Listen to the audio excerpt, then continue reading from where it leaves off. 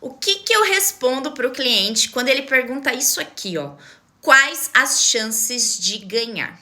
Bom, eu nunca gosto de passar para o cliente a porcentagem, porque não sou eu que decido. Então eu deixo sempre isso muito bem claro para ele. Olha, não sou eu que decido. É o julgador que vai analisar as razões expostas ali na defesa, no recurso e vai julgar de acordo com a sua convicção. Então não tem como eu passar chances da decisão que depende de uma terceira pessoa, né? Não sei como ele vai decidir. Então, eu acho muito errado falar, olha, 50% de chance, 80% de chance. Eu já vi muita gente fazendo isso. Não faça.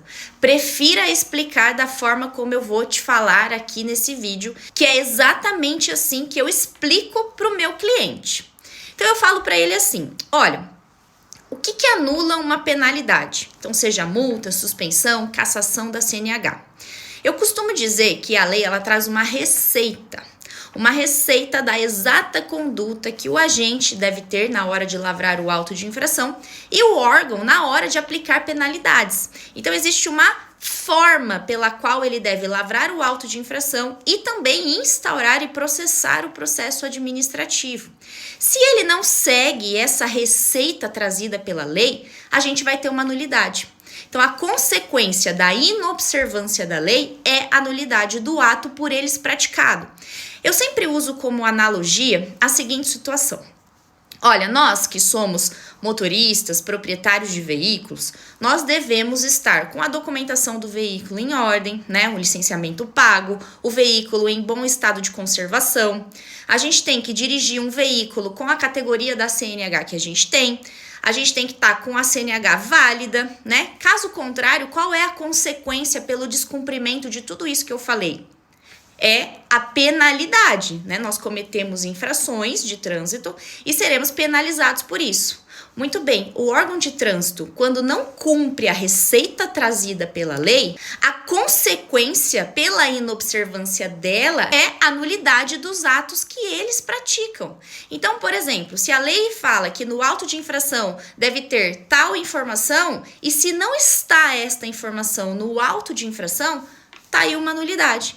Isso que é capaz de anular, por exemplo, uma penalidade de multa. Outro exemplo, a lei ela traz um prazo para a expedição das notificações.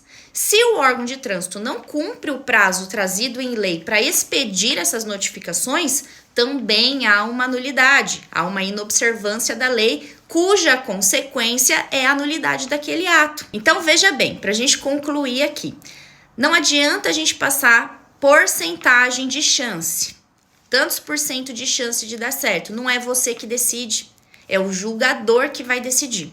Então, prefira explicar da forma como eu acabei de fazer aqui, porque é exatamente assim que eu explico para o meu cliente, para ele entender qual é o meu trabalho e o que é capaz de anular uma penalidade de multa, para que ele se sinta até confortável. Ele vai falar, poxa vida, realmente, não é ela que decide. Né? Um terceiro, a gente vai fazer ali, obviamente, as melhores estratégias de defesa para o caso do cliente, a gente vai colocar ali no papel como especialista que somos, né? Mas quem vai decidir é um terceiro.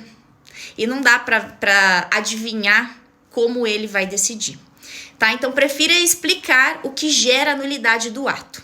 Muito melhor do que você passar aí para o seu cliente as chances de êxito. Tá? E olha, se eu fosse você, eu já salvava esse vídeo aqui para você entender muito bem qual é o script de atendimento quando o cliente traz esse tipo de pergunta, esse tipo de questionamento para você, tá bom? Tenho certeza que fazendo isso, você vai aumentar muito o nível de confiança que o cliente tem em você. Depois me conta.